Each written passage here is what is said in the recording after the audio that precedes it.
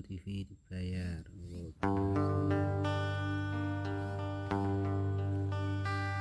Dimanapun kau berada, kau selalu ku cinta, walau tak bersama.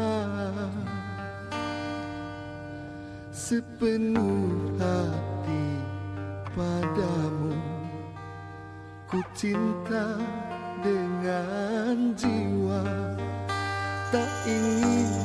Now this is going to sound like more of a funny and interesting issue than functional in the beginning and on its face, but honestly this is something that's really serious for eating psychology with a lot of my clients and students.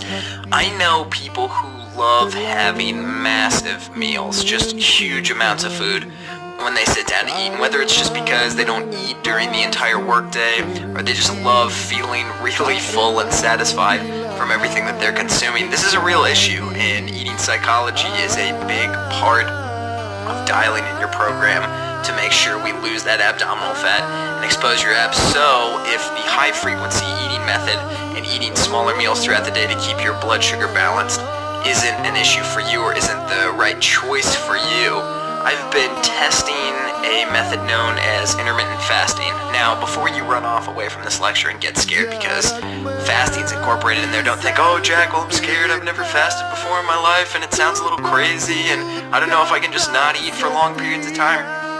The reality is, it's a lot easier than you would think, and there are tons of benefits to it, and as long as you don't put a lot of pressure on it or think that you need to perform intermittent fasting in some sort of box of parameters, then you'll do perfectly fine with it. I've experimented with it for 6+ months now, and I've seen some incredible results on intermittent fasting.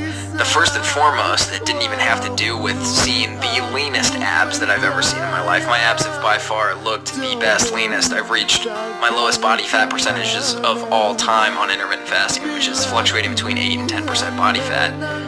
But the other huge thing that it helped me do is cope with my hypoglycemia and low blood sugar by teaching my body to function better and more effectively off of the stored body fat that I have. And it also teaches your body to be more nutrient effective and use those nutrients a lot better when you get them because you're not eating as frequently. So instead of having your body say, oh well, Jack's probably going to eat in the next couple of hours, so I can just keep burning this food, you're giving your body the idea that, holy cow, like, he's only eating a couple of times a day or once a day or whatever you just choose on your intermittent fasting or IF schedule. And I would eat 2 times a day normally, and I would usually work out in the morning around 11 o'clock and eat my first huge meal of the day around noon, anywhere between 1,000 and 1,500 total calories, just tons of sweet potatoes and chicken and pork and eggs, healthy fats, proteins, good carbohydrates, everything that we discussed prior. And then I would eat my last meal for the day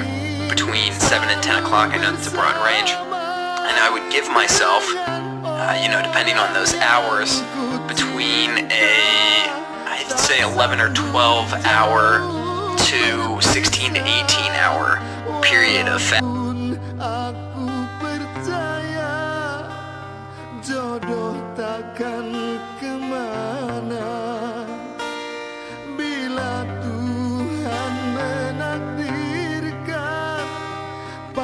Plus, in this video, I'm going to be teaching you about how you can go and update your drivers in your computer. Whenever you go and buy something new, you buy a new mouse, you buy a new keyboard or any other device you connect it by a PC, you need to have a latest driver.